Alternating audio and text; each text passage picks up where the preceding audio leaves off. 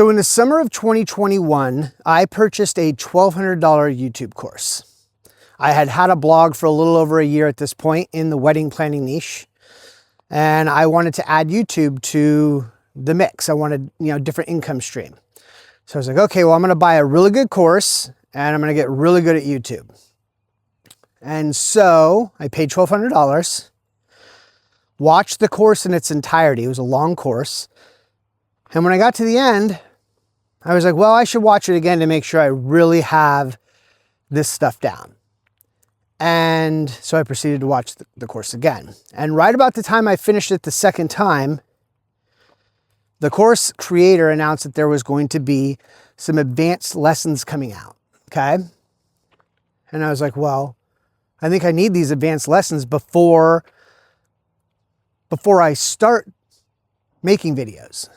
So while I was waiting for the advanced lessons to come out, I went on YouTube and started watching other creators and other information. I wanted to make sure I had every bit of information because I wanted my YouTube channel to be the best. Advanced lessons came out, watched all those in their entirety.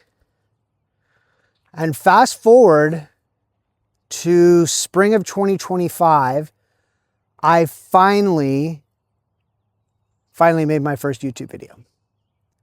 4 years. I wasted 4 years of time thinking that I had to get perfect, had to get it right, I had to be the best. But what I was really doing is I was procrastinating, right? I was using learning as the excuse of, well, I'm doing something, I'm working, so I'm not just sitting around.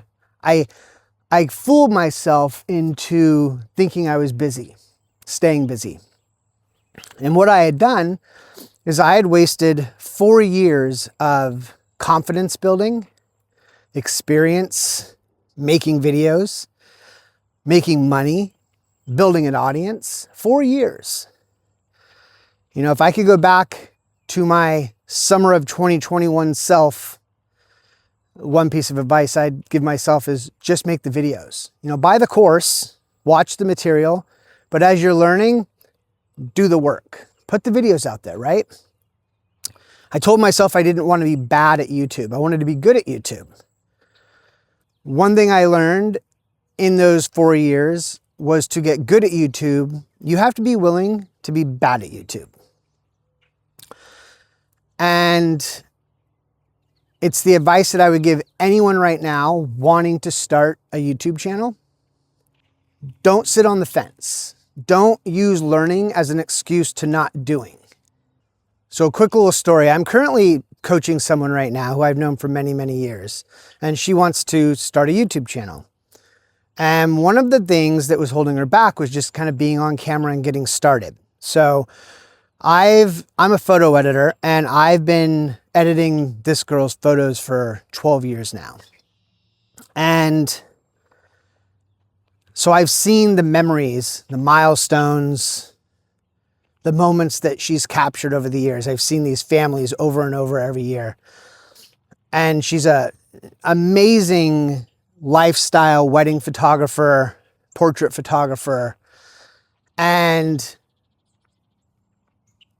she came to me and said, well, I really want to start a YouTube channel, but I just, I don't want to sound dumb on camera. I'm going to sound like I don't know what I'm talking about, and I don't want to sound like I'm talking out my rear end. She didn't say it so nicely. And she said, so I don't know if it's for me. And I said, I see all of the photos that you take for your clients. And I said, I said, tell me about the very first, what was the first portrait session you did? And she said, oh, I took pictures of my friend in college. It was 30 years ago. And I said, so are those pictures on your website? And she's like, of course not. No, they're horrible. I was like, they're horrible? I'm like, what made you keep going? Why did you continue being a photographer if you were really bad at it? And she's kind of laughing. She's like, well, I got better. I'm like, it's the same with YouTube. So you just have to put in the work and keep working through when you're bad at it. I said, think of this. Think of all of the clients that you've photographed throughout the years. The families that you've photographed for 15 years now. I said, think of all the memories, the milestones, the moments that you've captured for these people. Think if you would have given up after those very first photos, bad photos of your friend in college. All of those clients, I mean, we're talking hundreds and hundreds of clients. They would have missed out on all of the wonderful photos that you gave them the past 2 decades. And that's how you have to look at YouTube. Right now, there is an audience waiting for you and what you have to share. And I think that you would be doing them a disservice by not being on YouTube and not being willing to be bad at YouTube. I think you'd be doing yourself a disservice as well. If you feel like you have something to share and you feel like you have something to offer, you know that there's people that you can help, educate, entertain, encourage. I think you owe it to them and yourself to give it a try. And so again, I think the lesson here is don't worry about being bad at YouTube. You're going to be bad at YouTube. Everyone's bad at YouTube when they start, right?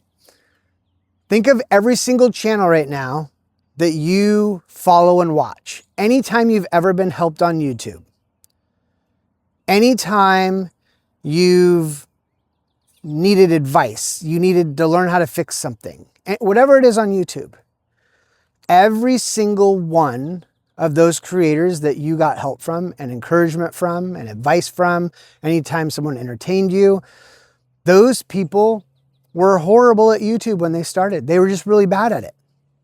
They didn't let it stop them, okay? They kept going. They were willing to be bad at YouTube. And so my advice to you and myself in the summer of 2021 would be bad at YouTube and start. Learn a little bit and then make a video. That was a big problem with me. I wanted everything to be perfect. I didn't want to look foolish on camera. Who cares? Nobody's watching in the beginning. And here's the deal. If there are people watching in the beginning, they're not going to care what you sound like, what you look like. They're going to care that you have information that could help them, encourage them, entertain them, whatever it is that you do. That's what they're going to care about. Never in a million years have I watched a YouTube video that was helpful to me. And did I think, oh, that person said a couple times, or oh, they tripped over their words. That's it. I can't listen to this person anymore. That's just not how it works. We have to get out of our own heads with this stuff. Because that's it. It's in our heads. The viewers, the people watching, they don't care. As long as you're helpful, you have an audience, you have a message, you have advice, you can help them get from point A to B or A to C or wherever you take them. That's what matters. And so just start. Just get out of your own head, buy the course, watch the free videos, do whatever you're going to do, but take action and put a video out there. Make a video. Make a video before you're ready. Watch the video. Find one thing that you could improve and get 1 or 2% better. And then make another video and do the same thing and rinse and repeat. And in a year, you won't recognize yourself. And guess what? You will have a year of experience on YouTube, a year of getting better at YouTube, a year of building an audience, a year of getting closer to making money. So my advice, just start. Just start. I wish I could go back and tell myself to just start. I would have saved myself 4 years of procrastinating. So I'd actually like to hear in the comments from 2 groups of people, those who have not started YouTube but want to start YouTube. What has stopped you from doing YouTube? Is it you just don't know what your niche should be? You're afraid of what you'll look like or sound like on camera. You're nervous. You don't have good equipment. Just to let you know, when I finally figured it out and just said, no one cares. All of my videos, they're not the best quality, but no one cares. They're made with an iPhone 12 and a $40 little microphone from Amazon. That's it. So in the comments, let me know what has stopped you from starting YouTube? Because I'd love to make more content trying to help you with any roadblocks that you have. And for those of you who have posted at least one video, doesn't matter how big your channel is, you could have no subscribers. If you've posted one video, what was it that got you off the fence? Like what finally made you say, you know what, I'm going to do this?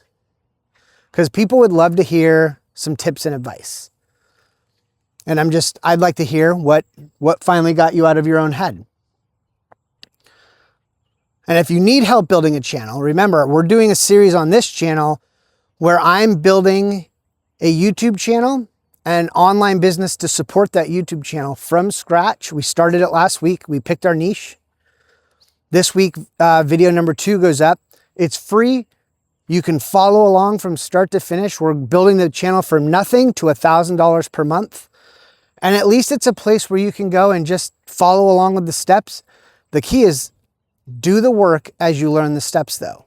So don't feel like you have to watch the whole series or wait for the next video in the series. Just start.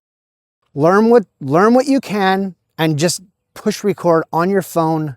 Even if you don't have a lapel mic, just use your phone.